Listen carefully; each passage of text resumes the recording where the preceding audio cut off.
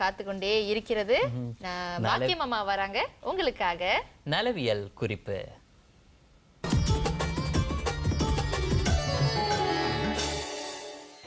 வணக்கம் அன்பர்களே.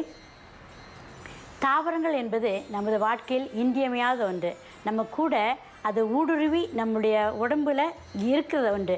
ஆடு மாடுகள்லாம் பாருங்கள், வெறும் தாவரங்களை சாப்பிட்டே உயிர் வாழ்கிறது. அப்படின்னா அந்த இலை கொலைகளில் எவ்வளோ சக்தி இருக்குது என்பது நம்ம உணரணும். நம்மளில் சில பேர் கீரையே சாப்பிட மாட்டேங்கிறாங்கம்மான்னு சொல்லிட்டு எங்கிட்ட சொல்லுவாங்க. என்னுடைய புருஷன் கீரை சாப்பிட மாட்டார், என் பிள்ளைங்க கீரை சாப்பிட மாட்டாங்க. கீரைகளில் எவ்வளோ சத்து இருக்குது என்பது முன்பு ஒவ்வொரு முறையும் நாங்கள் சொல்லிக்கிட்டு தான் வரோம். அதுலேயும் சிகப்பு கலரில் இருக்கிறது ரொம்ப கேரட்டின் அதிகமான ஒரு கேரட்டின் ஒரு சிவப்பு சத்து அதிகமாக இருக்குது. நம்ம ரத்தத்துக்கு சிவப்பு சத்து, ஹீமோக்ளோபின் சரியாக வர்றதுக்கு சிவப்பு சத்துக்கள் அதிகம் தேவை. பிள்ளைக்கு ரத்தம் இல்லைன்னு சொல்லி எங்கேயோ ஓடுறீங்க, எதேதோ மருந்துகள் சாப்பிட்றீங்க. இருக்கிற கீரைகளை பார்த்து வாங்கி சிகப்பாக உள்ள கீரைகளை சாப்பிடுங்க.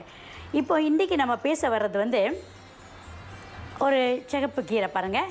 இதுதான் தண்டு கீரையில் ஒரு இனம்.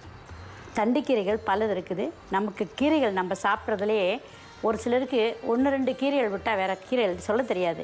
மணலிக்கீரை இருக்குது, பரட்டைக்கீரை இருக்குது, குப்பைக்கீரை இருக்குது, மணத்தக்காளி கீரை இருக்குது, அகத்திக்கீரை இருக்குது. இப்படி பல வகையான கீரைகளில் இது தண்டு கீரையில் பல இனத்தில் ஒரு கீரை இது. இந்த தண்டு கீரையில் எடுக்கும்போது பாருங்கள், சாதாரணமாக இதில் நார் இருக்கும். நார் இருக்கும்போது இது முளைக்கீரையில் உள்ள எண்ணம் தான். முளைக்கீரை சின்னது பாருங்கள், அதில் நான் வேரோடு பாவிக்க சொன்னேன். இது வேறு பாவிக்க முடியாது. மேலே உள்ளது எப்படி கிள்ளுங்க. கிள்ளி வந்தீங்கன்னா சில சமயங்களில் நார் இருக்கும். அந்த நாரை இப்படி எடுத்துடணும். அந்த நார் இல்லாமல் இருந்தால் தான் ருசியாக இருக்கும்.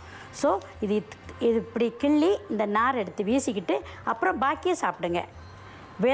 வேறு தேவைப்படாது. இப்போ இங்கே தண்டு முத்தி போச்சுன்னா உங்களுக்கு தெரியும், வராது. ஒடிய வரைக்கும் தான் எடுக்கணும். இதெல்லாம் எடுக்க முடியாது, இவ்வளோ நீளத்துக்கு எடுக்க முடியாது. ஆக இதை எடுத்து நல்லா கழுவி நல்லா ஒரு 2-3 வேளை கழுவுங்க. அதை அப்படி கழுவினா தான் அதில் உள்ள கல்லுகள்லாம் கீழே படியும். 3 தடவை கழுவினீங்கன்னா பொதுவாக கல்லெல்லாம் கீழே வந்துடும். மேலே உள்ள இலைகள் எடுத்து தண்ணி வேண்டாம், தண்ணியை இருத்துருங்க. ஒரு சின்ன கூடையில் போட்டு அந்த தண்ணியெல்லாம் கீழே வர்றது மாதிரி செய்துட்டு கொஞ்சம் ஆக்கி அதில் கொஞ்சம் மிளகுத்தூள் போடுங்க.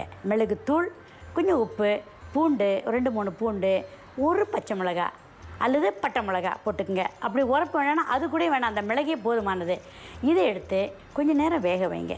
மூடி வேக வைக்கணும். எப்போவுமே கீரைகளை அப்படி திறந்து வைக்கிறத விட மூடி வைங்க.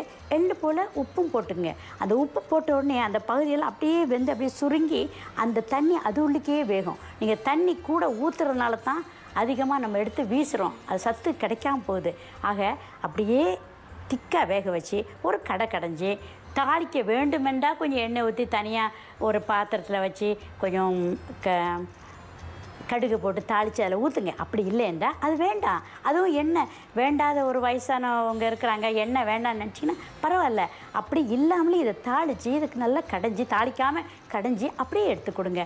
நல்லா ஜீரணமாகும். அதிகமான ஜாமானுக்கும் நல்லா தள்ளி விடும். பிள்ளைகளுக்கு இருக்குது, மழை இருக்குது அப்படிலாம் கஷ்டப்படுறீங்க, இந்த மாதிரி கீரைகளை வச்சு கொடுங்கம்மா.